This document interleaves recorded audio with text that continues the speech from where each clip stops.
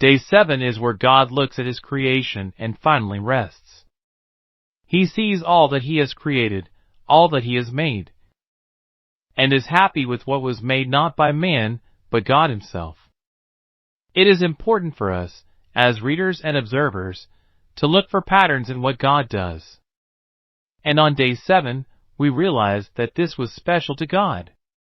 Like all the other days, God looked at all the evidence of what was created, and concluded when the verdict was acceptable.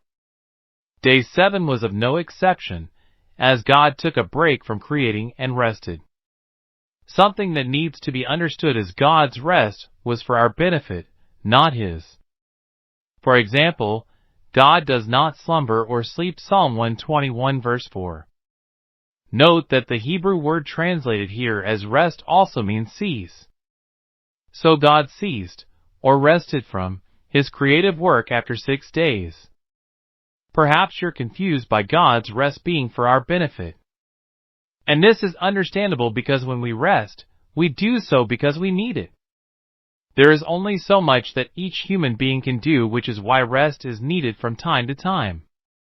But this is not the case for God.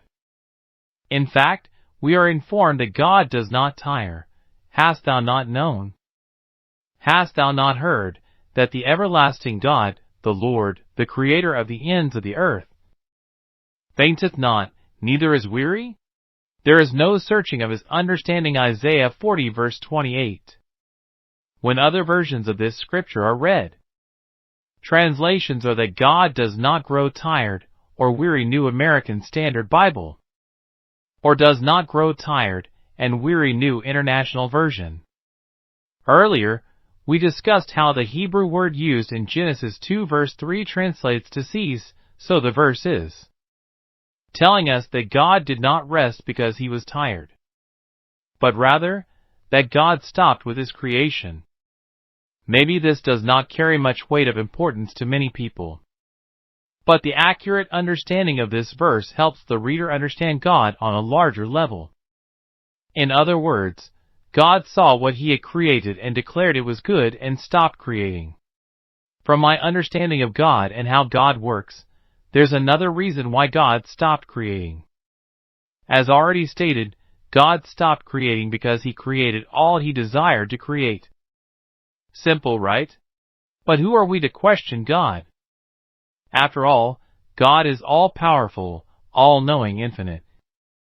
And He is not limited by time, space, and matter as we are, but perhaps more importantly, God rested so that man knows to rest. This may be a new concept on many, but God is a teacher, and He is always teaching His children, and it's no secret that man is stubborn. Oftentimes, we do not want to take a rest from something. And God knew this even before He formed us, which is why He stopped creating or working, so we would follow in His footsteps. Man is a creation of God as we are made in His image, as it should not come as a surprise that the Creator would need to instruct His creation. This is exactly what is done with computer programs, as the programmer builds a respective program, a certain way, but in order for the program to function properly, it must be put together and programmed effectively. From the earliest days of civilization, man was instructed not to work on the Sabbath in an effort to follow in the footsteps of God, and regardless of what day you choose to rest on, Saturday, Sunday, or another day out of the week, it's not the particular day that God is concerned with, but instead, that man takes a break from time to time. Scripture reads, the heavens and the earth were completed, and all their hosts. And by the 7th day God completed His work which He had done. And He rested on the 7th day from all His work which He had done. Genesis 2 verse 1-2. The famous scientist and inventor, George Washington Carver, once said of creation, I love to think of nature as an unlimited broadcasting station, through which God speaks to us every hour, if we will only tune in. One of the most famous painters of modern times, Thomas Kinkade, whose works you probably have seen scattered throughout, made this wonderful An eloquent observation, whether it's a pebble in a riverbed or a soaring mountain peak, I see everything in the world as the handiwork of the Lord. When I paint, I try to represent the beauty of God's creation in my art. Many modern painters see the world as a jumble of random lines and shapes with no divine beauty or order, and their works reflect their viewpoint. Because I see God's peacefulness, serenity, and contentment, I work to capture those feelings on the canvas. My vision of God defines my vision of the world. When I think about creation, I think about law and order. And no, not the television show, but when you do live within God's law, there is perfect order. John Lennox, a famous and brilliant mathematician at Oxford, gave us this fact: men became scientific because they expected law in nature. And they expected law in nature because they believed in a lawgiver. Furthermore, Lennox explains the existence of laws of physics. Strongly implies that there is a God who formulates such laws and ensures that the physical realm conforms to them. We could go on and on all day with John Lennox and his brilliant mind about anything really. But for time's sake, let's finish with this from Lennox and his dismissal of Richard Dawkins' argument against God. One of Richard Dawkins' main God delusion arguments is that if God created everything, we would have to ask who created God.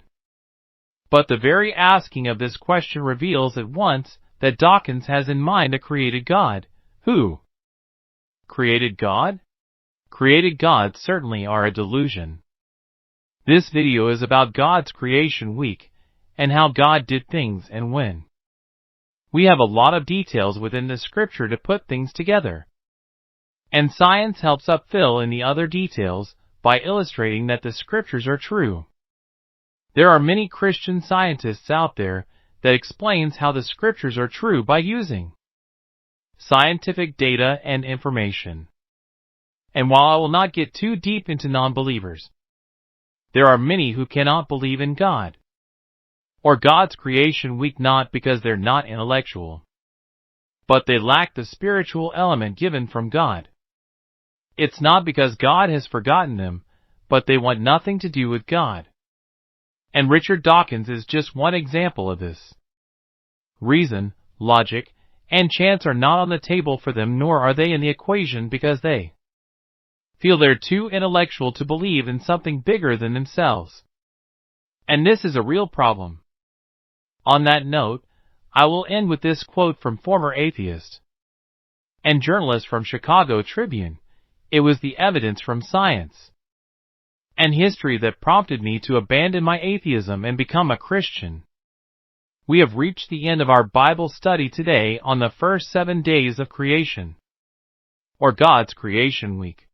Creation is a very fun and deep discussion for me, as it reveals much about our God and all that He is capable of doing.